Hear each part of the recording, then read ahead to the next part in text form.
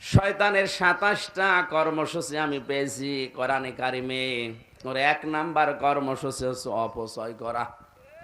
ও অপচয় করতে ভালোবাসে।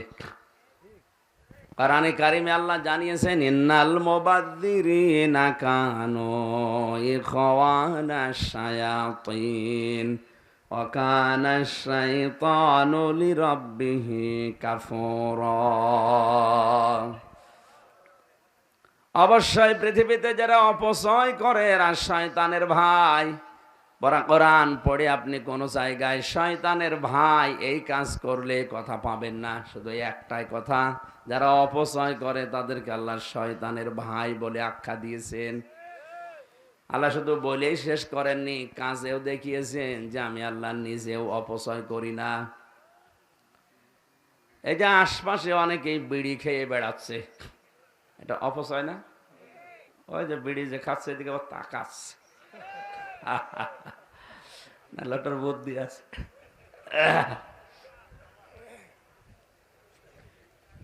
প্রায় ২২,০০০ কোটি টাকা শুধু মানুষ ধোয়া দিয়ে ১ বছরে উড়িয়ে দিচ্ছে এই বাংলাদেশে। এমনি গরিব দেশ, ধার দেনা করে পদ্মা সেতু, টানেল, কত কিছু আমরা বানাচ্ছি। টাকা নেই বলে তো ধার করা, খরচ করা লাগছে। কথা বলেন ঠিক কিনা? আর সেই দেশের মানুষ যদি এত টাকা ফো দিয়ে, আগুন দিয়ে উড়িয়ে দেয়, তো এ দেশ ডিজিটাল থেকে স্মার্ট হবে।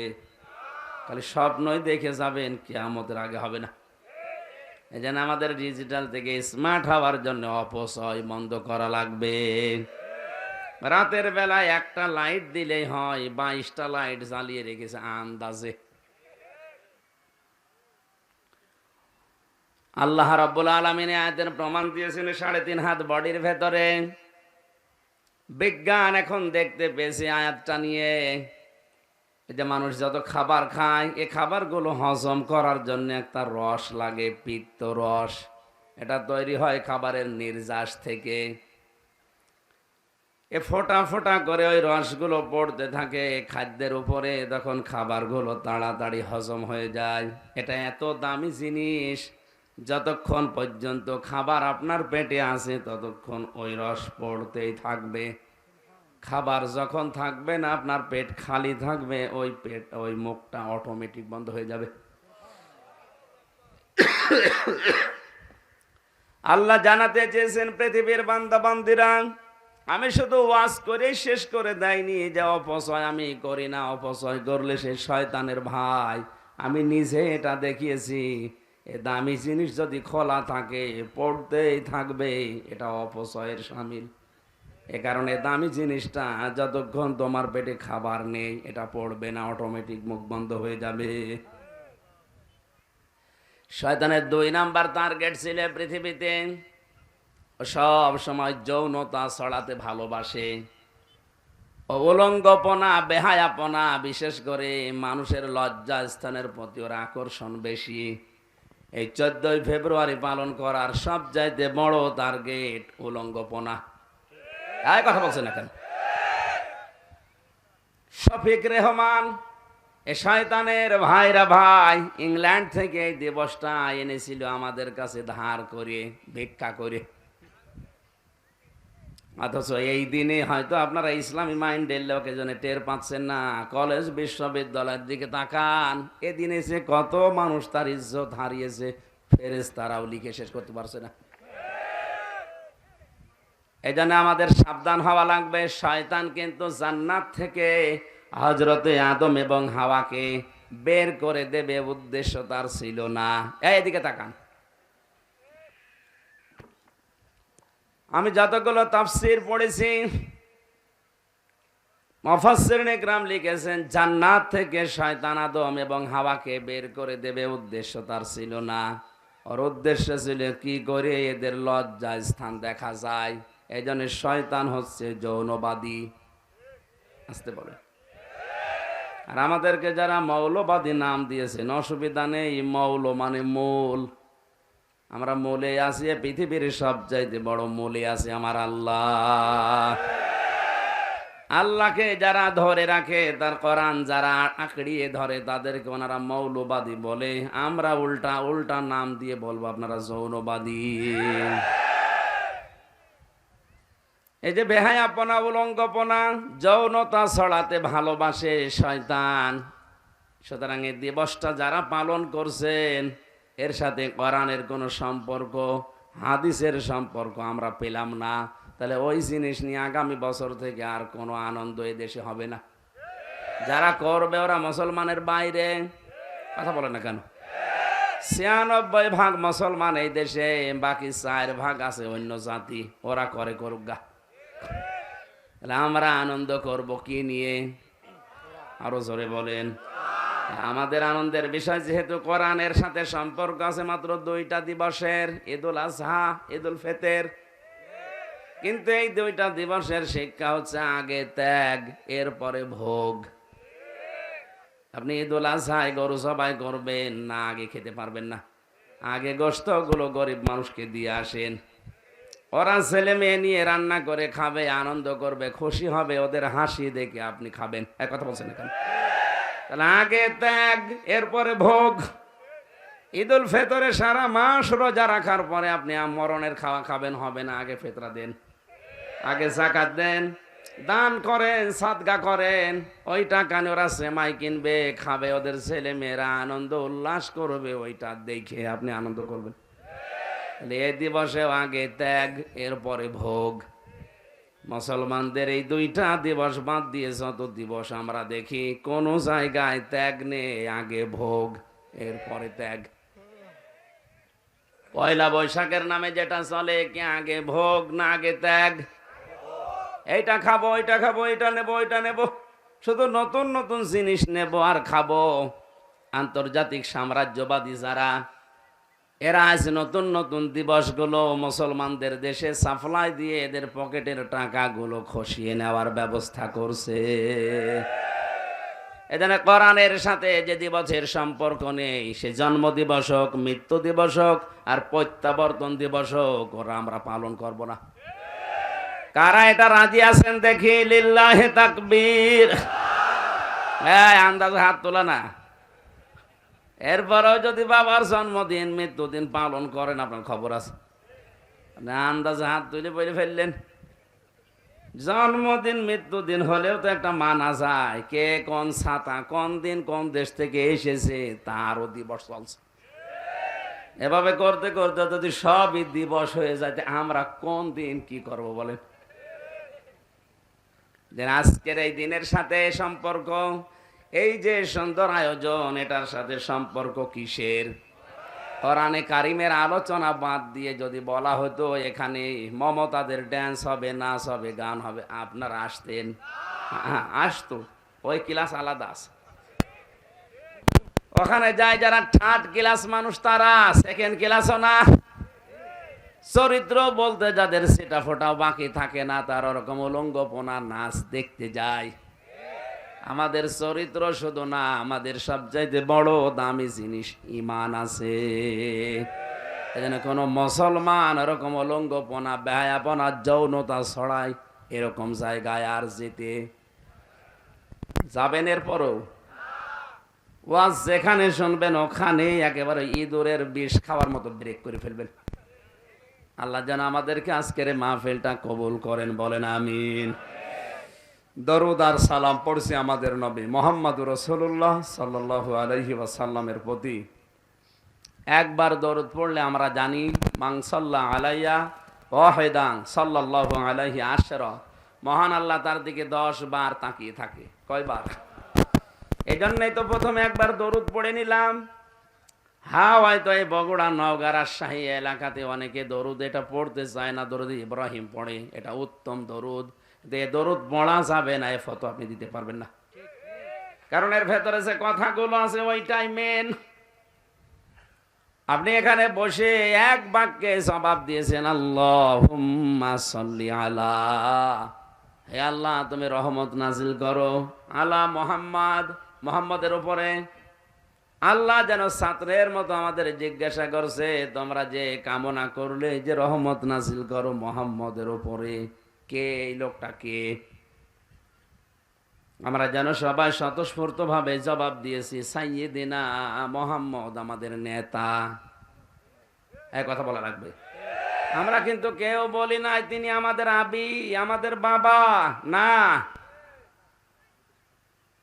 কেউ আমরা এই কথা বলি নাই তিনি আমাদের চাচা, তিনি আমার ভাতিজা, তিনি আমার সন্তান, এই জন্য আপনি দয়া করেন না। এক বাক্যে সবাই জবাব দিয়েছেন। আপনি রাজনৈতিক ভাবে আদর্শ আপনার আলাদা থাকতেই পারে, কিয়ামতে নবীর সুপারিশ ছাড়া জান্নাত পাবেন না, এটা বিশ্বাস করেন তো? এক কথা বলা লাগবে, বিশ্বাস করেন? এই বিশ্বাসের কারণে আমরা সবাই বললাম সাজ্জিদিনা, হে আল্লাহ তুমি রহমত নাজিল করো ওই মুহাম্মদের উপরে যিনি আমাদের নেতা। সূক্ষ্মভাবে একটা কথা বলছি, খেয়াল করেন আলেম যারা আছেন। হযরতে আদম থেকে কিয়ামত পর্যন্ত যত মানুষ আসবে, কোন মানুষকে আল্লাহ নেতা বলে ডাক দেননি। সমগ্র মোহাম্মদ রাসূলুল্লাহকে আল্লাহ নিজে বলেছেন ইয়াসিন, হে নেতা। হে কি? হে নেতা। আল্লাহর ঘোষিত নেতা পৃথিবীতে একজনই। এই জন্য আয়াতের তাফসীর পড়তে গিয়ে দেখেছি, পৃথিবীতে কিয়ামত পর্যন্ত যদি মুসা নবী, ঈসা নবীও আসে, আর মুহাম্মদুর রাসূলুল্লাহকে তার নেতৃত্ব বাদ দিয়ে কেউ যদি মুসা নবীকেও গ্রহণ করে, ও জাহান্নামে যাবে। এই কথা বলা লাগবে। আপনি কি বুঝে শুনে হ্যাঁ বলছেন? টের পাচ্ছেন এবং কথার ওজন কত? মুসা নবীর মতো এত বড় পাওয়ারফুল নবী, যিনি আল্লাহর সাথে কথা বলতেন। হযরতে ঈসা, যাকে রূহুল্লাহ বলা হয়, আল্লাহর ফৎকারে দুনিয়ায় এসেছেন। এত বড় পাওয়ারফুল নবীগুলো যদি দুনিয়ায় কোনোদিন আসে, আর মুহাম্মদুর রাসূলুল্লাহর আদর্শ বাদ দিয়ে কেউ যদি ওইদিকে দৌড়ায়, আল্লাহর নবী বলেন নিশ্চিত সে জাহান্নামী। বগুড়াবাসী এখনো কি আপনার মাথা খোলে না? এত বড় নবীরা, তাদেরকে যদি মেনে নিলে জাহান্নামে যাওয়া লাগে এখন, তাহলে বিশ্ব নবী বাদ দিয়ে আজ যারা অন্য কাউকে আদর্শ মেনে রাজনীতি করছেন, সরাসরি ফতোয়া দিলাম আপনি জাহান্নামী। আর কারো লাগবে না। কারণ ইয়াসিন শব্দের 5টা অর্থ আছে তাফসিরে কাবিরে। সিন মানে সাজ্জিদুল আলামিন, সিন মানে সাজ্জিদুল বাশার, সিন মানে সাজ্জিদুল কাউনাইন, সিন মানে সাজ্জিদুল আম্বিয়া, সিন মানে সাজ্জিদুল মুরসালিন। 1 ঘন্টা কথা বললে আমি কমপক্ষে 20 ঘন্টা ওই আয়াতের উপরে দেখে আসি। যত তথ্য আছে সব ডেলিভারি দিতে গেলে হয়তো অনেক সময় লাগবে, এই জন্য তাড়াতাড়ি করছি। আলেম যারা আছে তারাই বুঝলে হবে। সিন শব্দের শাব্দিক অর্থ সাজ্জেদ। সিন মানে কি? সাইয়েদ মানেই নেতা। সবাই মিলে আমরা রহমত কামনা করলাম, দয়া কামনা করলাম যার উপরে, তিনি সাধারণ মানুষ না, তিনি আমাদের আরো জোরে। এই জন্য নেতৃত্বের গুণাবলী এটা আলাদা জিনিস। যে ব্যক্তি নেতা হয়ে মানুষের অধিকার নষ্ট করে, তার জন্যে নেতা হওয়া রাজনীতি করা জায়েজ নেই। এটা তো আমি বানালাম না, মানে কোথায় আছে বলেন? কোরআনে তো কোন জায়গায়? সূরা বাকারা 1 নাম্বার পারা 18 নাম্বার পৃষ্ঠার 4 নাম্বার লাইনের আর 6 নাম্বার লাইনের 124 নাম্বার আয়াতে এই তথ্য আছে। হযরত ইব্রাহিমকে আল্লাহ জাতির নেতা বানিয়েছিলেন, জাতি না মানুষের নেতা, ইমাম বানিয়ে দিয়ে সঙ্গে সঙ্গে ওই দিন আল্লাহকে জানিয়েছেন, আল্লাহ নেতা হওয়ার যোগ্যতাকে শুধু আমাকেই দিলে। ক্বালা ওয়া মিন যুররিয়াতি, নাকি কিয়ামত পর্যন্ত আমার সন্তানাদি যারা দুনিয়ায় আসবে এরাও পাবে। আল্লাহ ওই দিন সাফ জানিয়ে দিয়েছেন, ক্বালা লা ইয়ানালু আহদিজ জালিমিন। এই যে ইয়ানালু, এটা মুসারে বর্তমান, ভবিষ্যৎ, প্রেজেন্ট, ফিউচার। আল্লাহ পাক বলেন, হ্যাঁ নেতৃত্ব দিতে তোমার সন্তানদের ভেতরে মানুষ পারবে, কিন্তু যারা জালেম তাদের জন্য আমার কোনো অঙ্গীকার নেই। এই আয়াত দ্বারা বোঝা যায় জালেমদের জন্য নেতা হওয়া, রাজনীতি করা হারাম। আর এখন যারা দুনিয়ায় যত বড় জালেম হয় সে তত বড় নেতা হয়। আর আমাদের আবার নিষেধ করে না, আপনারা এই লাইনে আসার দরকার নেই। আপনারা মসজিদে বসে, খানকায় বসে হু হু করেন, অথচ আল্লাহ আমাদেরকে পাঠিয়েছে কোথায়? এই জমিনে। কোথায়? ইন্নী জাইলুন ফিল আরদি খলিফা, অবশ্যই আমি খলিফা পাঠাতে চাই জমিনে। কোথায়? বগুড়াবাসী, আপনার মেধা যদি থাকে, আপনি যোগ্যতা থাকলে মিলান। আল্লাহ কিন্তু ইন্নী জাইলুন ফিল মাদারিসি খলিফা বলেননি যে মাদ্রাসায় খলিফা করে পাঠালাম। ইন্নী জাইলুন ফিল খানকা খলিফা, তোরে খানকায় পাঠালাম, তুই খলিফা হয়ে যা।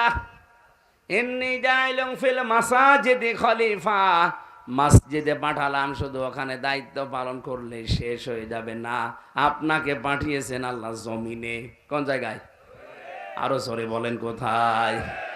বাংলার মুসলমানেরা আজ আমরা জমিনে নেই, এই জন্য জালেমরা জমিন ফাঁকা পেয়ে 180 মাইল বেগে চালাচ্ছে, যখন যা মনে আসে তাই করছে। এক কথা বলছেন, অত বোঝার দরকার নেই, হালকা বুঝেন। দেখেন তো আজ আমরা জমিনে নেই, জালেমরা আজ জমিনটা ফাঁকা পেয়েছে, মন মতো যা লাগে তাই করে। আমরা যেহেতু খানকায় আছি, ও খানকার খলিফা হয়ে বসে আছে।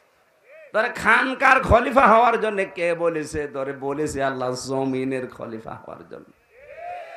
এই শব্দটা কাজ বিকৃত করে এমন একটা অপমান জায়গায় নিয়ে গেছে, যারা চুল কেটে দেয় তাদেরকে অনেক এলাকায় খলিফা বলে। কাপড় সেলাই করে ওলাও নাকি খলিফা।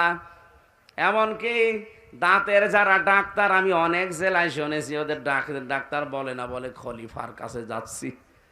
কোথায় নিয়ে গেছে শব্দগুলো?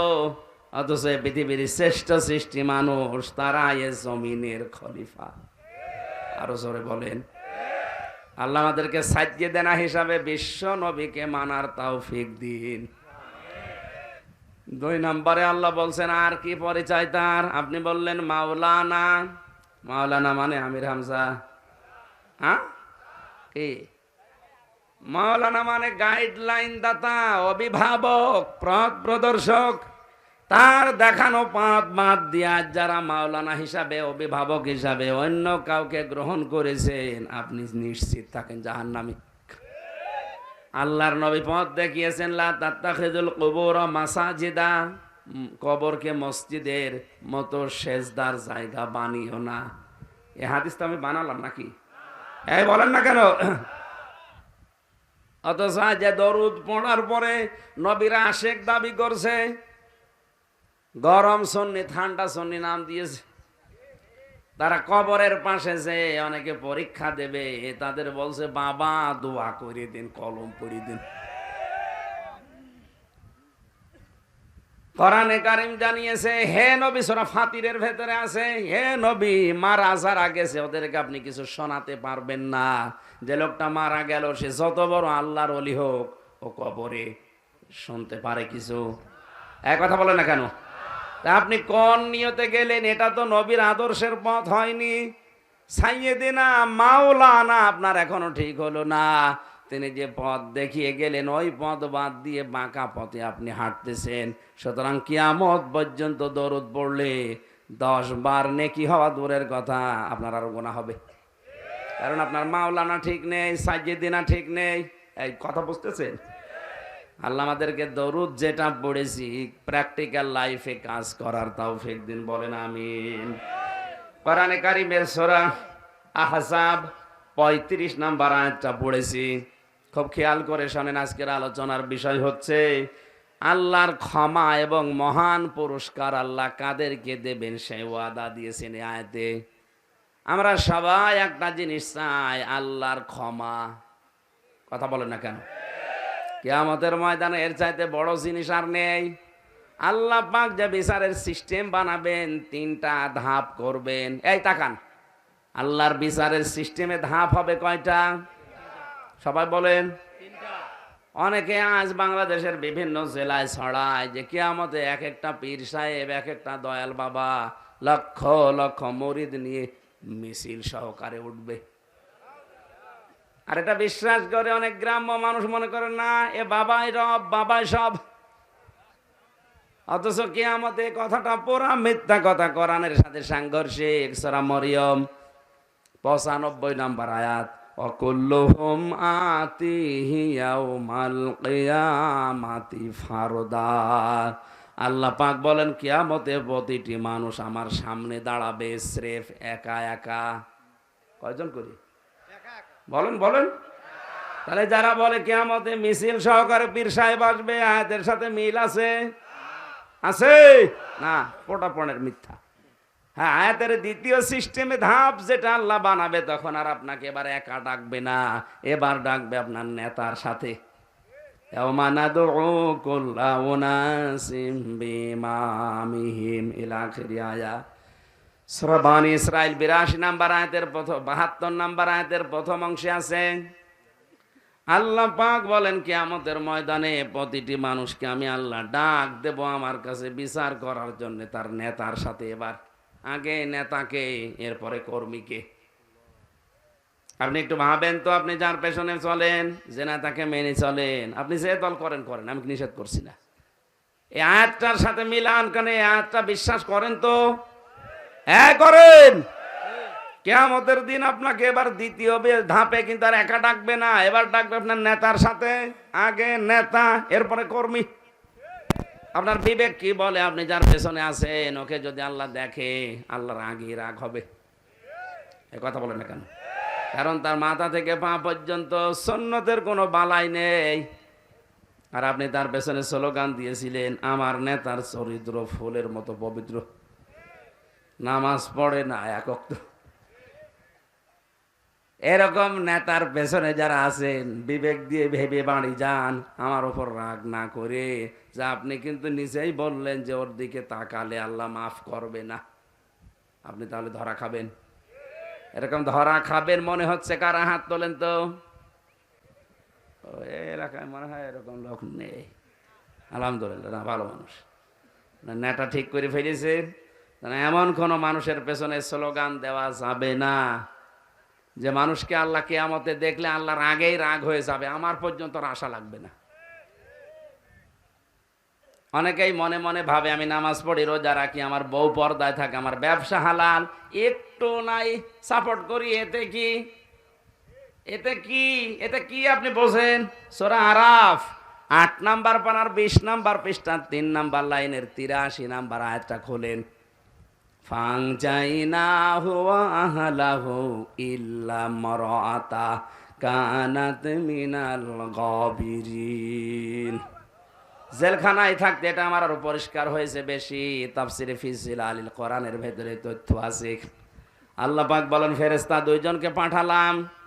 আসরের সময় লূত নবীর কাছে এসে বলে, আল্লাহর নবী, আপনার জাতি সমকামিতায় লিপ্ত হয়েছে। পুরুষে পুরুষে এরা বিয়ে করে, নারীতে নারীতে বিয়ে করে। এটা যেটা বাংলাদেশে অনেকে চালানোর জন্য বিভিন্ন কায়দায় চেষ্টা চালাচ্ছে।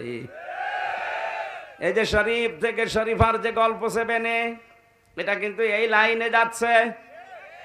সকালবেলা লোকটা বলছে আমি শরীফ, বিকালে বলছে না আমার শরীফা শরীফা লাগছে। শরীফা লাগলেই তো হবে না, এতটুকু লেগে যদি থাকতো, কিছুক্ষণ পরে বলবে আমি যেহেতু শরীফা, তাহলে আমার মহিলা হোস্টেলে সিট দেন, আর আমি যেহেতু শরীফা, আমার ভাবের কাছে থাকতে দেন। এক কথা বলছেন কেন? যে মহিলা হোস্টেল, আপনার মেয়ে আছে, আপনার বোন আছে, আপনার ফুফু আছে, এ কথা বলেন। এ লোকটা যতই শরীফা দাবি করুক, মাল কি? মাল কি? যেই মহিলা হোস্টেলে আপনার মেয়ে, আপনার বোন, আপনার ফুফু আছে, ও মাল যতই বলুক আমি শরীফা, অত আসল জিনিস শরীফ। ওখানে থাকলে আগামী 10 বছরে জারজ দিয়ে দেশ ভরে যাবে। আর এটা যদি একবার হাইকোর্টে কায়েম করে ফেলতে পারে, আপনি তখন কিছু বলতেও পারবেন না, বললে আপনার বিরুদ্ধে মামলা হবে। কোন দিকে যাচ্ছে এই কথাগুলো তুলে ধরলে তখন বাতিল আর রাম আর বামরা বলে এ বুঝে ফেলিস, এরা আগে আটকা। এই কারণেই তো 3 বছর আপনি আটকিয়ে রাখলেন, তাছাড়া কি দোষ আছে? আমি আপনার মেয়ের দিকে তাকিয়েছি, আমার জীবনে চুরির অপরাধ আছে, ডাকাতি আছে, টাকা পাচার করা আছে। আপনি নিজের বিবেক থেকে বলেন আপনি কোন অপরাধে আমার রাখলেন 3 বছর? বলতে গেলে আমরা জানে যে বুঝে ফেলেছে, জাতিকে জানিয়ে ফেলবে, আগে এর ধরে রাখ। জাতি সতর্ক হও, লূত নবীর জামানায় কিন্তু এই গোনার কারণে ধ্বংস হয়েছে তারা। ফেরেশতা দুইজন এসে বলে, আল্লাহর নবী মাগরিবের আগে এখান থেকে চলে যান, গজব নাজিল হবে মাগরিবের সময়, কিন্তু সাবধান আপনার স্ত্রীকে সাথে নেবেন না। প্রশ্ন আসতে পারে, লূত নবীর স্ত্রীর চরিত্র খারাপ ছিল? না, পৃথিবীর কোন নবীর স্ত্রীদের চরিত্র খারাপ না। কোন হারাম রক্তের ভেতরে আল্লাহ নবীদের রক্ত প্রবেশ করান না। হ্যাঁ, তাদের চরিত্র ভালো ছিল, তারা চরিত্রহীনা ছিল না। কিন্তু লূত নবীর স্ত্রী তলে তলে এই সমকামী যারা, এই প্রকাশ্য পাপে যারা লিপ্ত, তাদেরকে নিচে নিচে সাহায্য করতো, সাপোর্ট করতো। বগুড়ার মানুষেরা একটু আপনার বিবেক কি খুলবে না? নবীর স্ত্রী সাধারণ মানুষের না, তার নিজের চরিত্র ভালো, সে চরিত্রহীনা না। শুধু চরিত্রহীনদেরকে নিচে নিচে সাপোর্ট করার কারণে আল্লাহ যদি তারে ধ্বংস করে জাহান্নামে দিয়ে দেয়, আপনি আর কোন জায়গার কে? মনে করেন আমি নামাজ পড়ি, রোজা রাখি, আমার বউ পর্দায় থাকে, আমি না একটু সাপোর্টই করি, তা আপনি একটু সাপোর্ট করে যদি জাহান্নামে না যান, লূত নবীর স্ত্রী জাহান্নামে যাবে কোন কারণে বলেন? সে তো আর সমকামী ছিল না, তার তো স্বামী ছিল। এক কথা বলেন। আমি আশা করি আপনি কথা বুঝেছেন। এরপরেও যদি না বোঝার ভান করে থাকেন, আগে জিজ্ঞাসেন, আসেন। কিয়ামতের সবচাইতে বড় জিনিস যেটা আল্লাহর মাগফিরাত, আল্লাহর ক্ষমা। এজন্য সব সময় মানুষের আমল হওয়া দরকার ইস্তেগফার আর ক্ষমা চাওয়া, আল্লাহর কাছে তওবা করা। এখানে একটা পয়েন্ট বলছি, অনেকে জানেন কি জানেন না জানি না, ইস্তেগফার আর তাওবা এটা কিন্তু এক জিনিস না। এর দুইটা শব্দের মাদ্দাও এক না। ইস্তেগফারের আসল শব্দ গাফারা।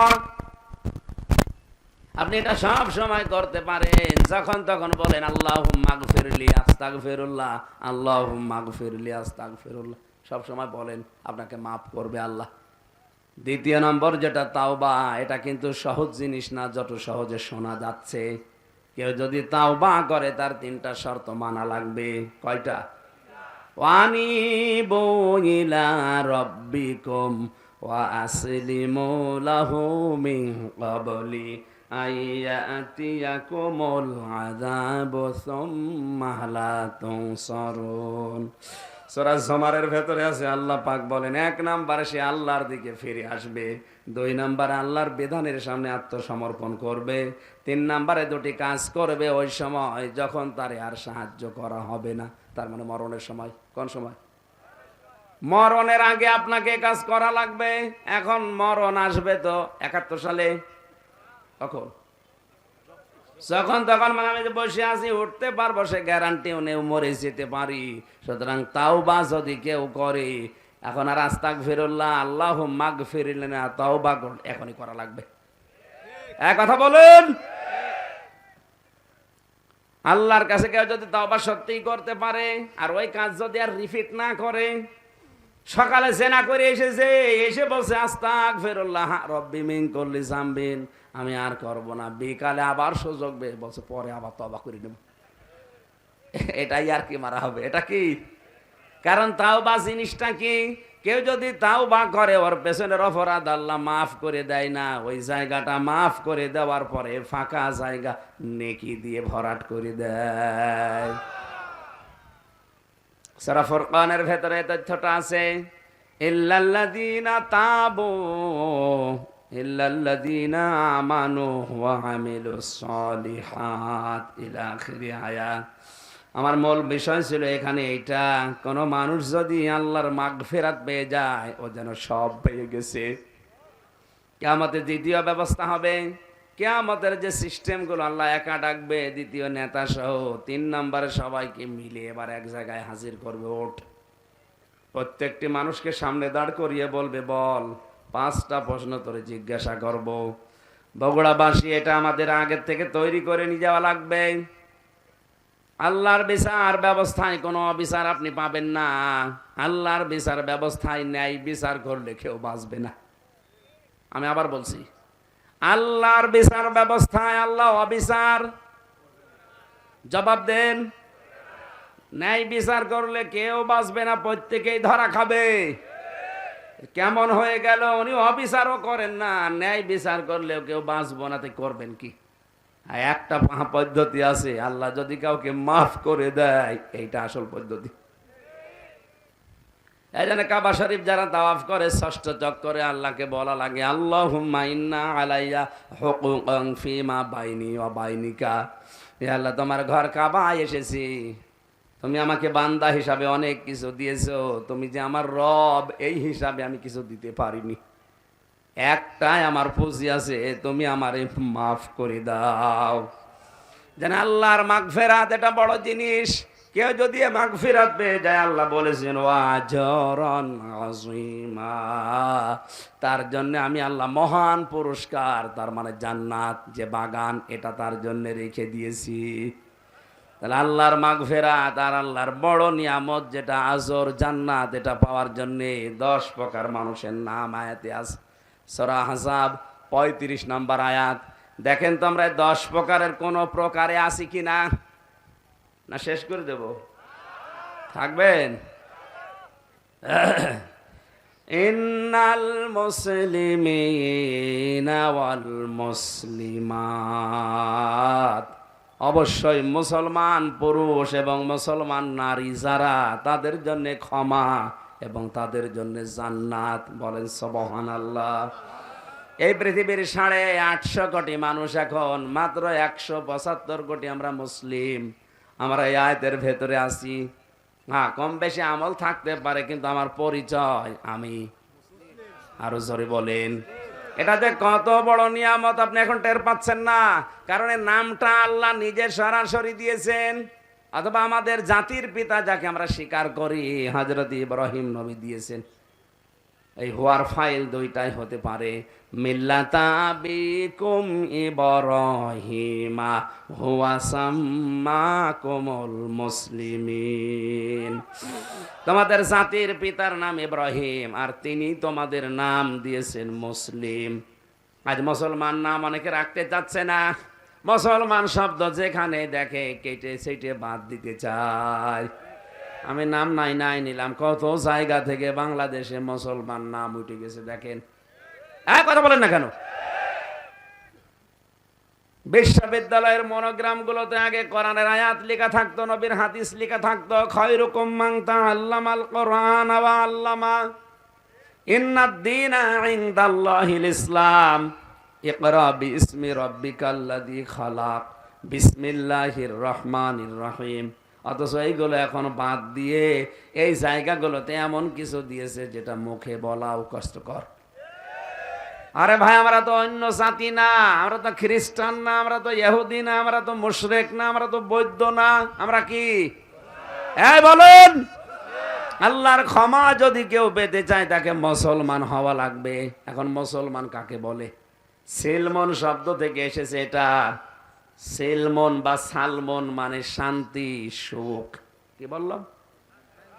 সেলমন বা সালমন এর শাব্দিক অর্থ হচ্ছে শান্তি, সুখ, নিরাপত্তা।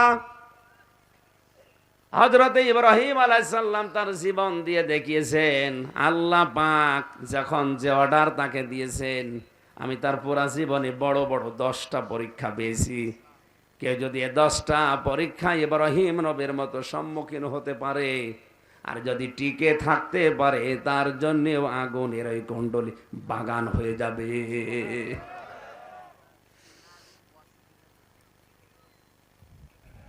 শেষ করে যে মনে হচ্ছে মানুষের এখন তাড়া আছে। না মানে আমি তো কেবল শুরু করলাম। 10টা এক একটা যদি 20 মিনিট করে হয়, কত সময় লাগবে? আপনারা আরো আগে তুলবেন না, তুলে এসে বসিয়ে রেখেছেন, দেরি হয়ে গেল না? আমি যে তাফসীরের রেফারেন্স গুলো দিচ্ছি, এটা কারাগারে বসে লেখা সাইয়্যিদ কুতুবের। তারা কারাগারে বসে তাফসীর লেখে, আরে খানকায় বসে শুধু পেট মোটা করছে। ইন্নাল মুসলিমিনা ওয়াল মুসলিমাত, নারী হোক পুরুষ হোক, মুসলমান ওইটা যে আল্লাহর বিধান জানার পরে আর কোনো প্রশ্ন করে না। এটা যে প্রশ্ন করে না তার প্রমাণের পরের আয়াত 36 নম্বর আয়াতে আছে। সম্মানিত ভাইরা, না এখন ব্যাখ্যা করা ঠিক হবে না, আজান হচ্ছে আর আমার চলে যাওয়া লাগবে। আমি 4টা পর্যন্ত সময় নিয়েছিলাম, 4:30 পার হয়ে গেছে। এ পর্যন্ত দেখে নিয়েন, পরবর্তীতে কোনো জায়গায় আসলে রাতের বেলা মাহফিল নেবেন, দিনের বেলা মাহফিল এভাবে হয় না। আল্লাহুম্মা আমিন। রব্বানা আতিনা ফিদ দুনিয়া হাসানা ওয়া ফিল আখিরাতি হাসানা ওয়া কিনা আযাবান নার ওয়া আদখিলনাল জান্নাতা মাআল আবরার। বড় আশা নিয়ে তোমার বান্দা বান্দিরা কোরআনে কারীম চাতক পাখির মতো শুনছিল, যতটুকুই বুঝিয়েছি আল্লাহ সবাইকে আমল করার তৌফিক দাও। আমার কণ্ঠটা তুমি আগের অবস্থায় ফিরিয়ে দাও, আমার শরীরটা তুমি মেহেরবানি করে দিনের জন্য দিনের জন্য খরচ করার মতো সেরকম যোগ্যতা দাও। মা বোনেরা পর্দা আড়ালে বসে আছে, এদেরকে খাদিজার মতো আয়েশার মতো বানাও। যত আলেম এখানে এসেছে, মাওলানা গোলাম রব্বানী সহ, মাওলানা হুসাইন সহ যত আলেম এখানে এসেছে, আলেমদেরকে আলেম হিসাবে কবুল করো। আমাদের অনেকের মা বাবা নেই, আল্লাহ মা বাবাকে মাফ করে দাও। মাহফিলটা করার জন্য তোমার যে যুবক বান্দারা এত কষ্ট করেছে, হযরতে ওমরের মতো এদেরকে হেদায়েত নসিব করে দাও। এ বগুড়ার মাটি তুমি ইসলামের মার্কাজ বানিয়ে দাও।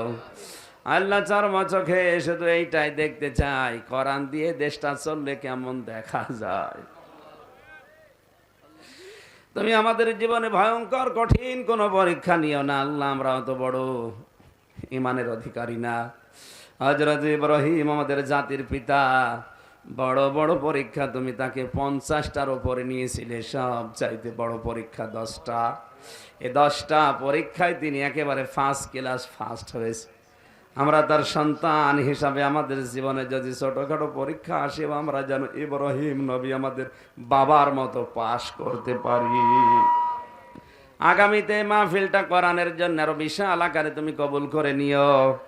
এলাকায় মাটির নিচে যত মানুষ ঘুমিয়ে আছে, মেহেরবানি করে মাফ করে দাও। রব্বুল আলামিন মাওলানার বাড়িতে ছিলাম, তার বাড়ির উপরে রহমত নাজিল করো। আসমান জমিনের বালা মুসিবত থেকে তুমি বাঁচাও। ষড়যন্ত্রকারীর ষড়যন্ত্র থেকে, হিংসুকের হিংসা থেকে, জালেমের জুলুম থেকে তুমি তাকে রক্ষা করো। আল্লাহুম্মা লা তারুদ্দানা খায়বিন, আল্লাহুম্মা লা তারুদ্দানা খায়বিন, আল্লাহুম্মা লা তারুদ্দানা খায়বিন। একেবারে খালি হাতে ফেরত দিও না। মাথা নিচু করেন, চক্ষু বন্ধ করো। আল্লাহ তোমার শান মানের কসম, একেবারে খালি হাতে ফেরত দিও না। আমরা অসুস্থ, আমরা মুসাফির, আমরা মাজলুম, মেহেরবানি করে এদিকে তাকিয়ে আজকের মোনাজাত কবুল করো। যে ষড়যন্ত্র হচ্ছে আমাদের ঈমান দ্বারা ঠেকানো সম্ভব না। তোমার ঘর আব্রাহা ভাঙতে এসেছিল, নবীর দাদা বলেছিল এ ঘরের দায়িত্ব আমার না, ঘরের মালিক যিনি তার দায়িত্ব। এদেশে ইসলাম থাকবে কি থাকবে না, ঈমান নিয়ে টিকে থাকা যাবে কি যাবে না। যাদের জন্য তুমি মাগফিরাত এবং বড় বড় নিয়ামতের পুরস্কারের কথা ঘোষণা দিয়েছে, তার প্রথম নাম্বারে মুসলমান। আমরা মুসলিম হিসাবে থাকতে পারবো কি পারবো না, এটা বড় চ্যালেঞ্জের মুখে পড়েছে। তোমার কাছে দায়িত্ব দিলাম আল্লাহ, তোমার নবী ইব্রাহিমের সন্তানদের তুমি বাঁচাও। যখনই মরণ আসবে যেন পড়তে পারি লা ইলাহা ইল্লাল্লাহু মুহাম্মাদুর রাসূলুল্লাহ।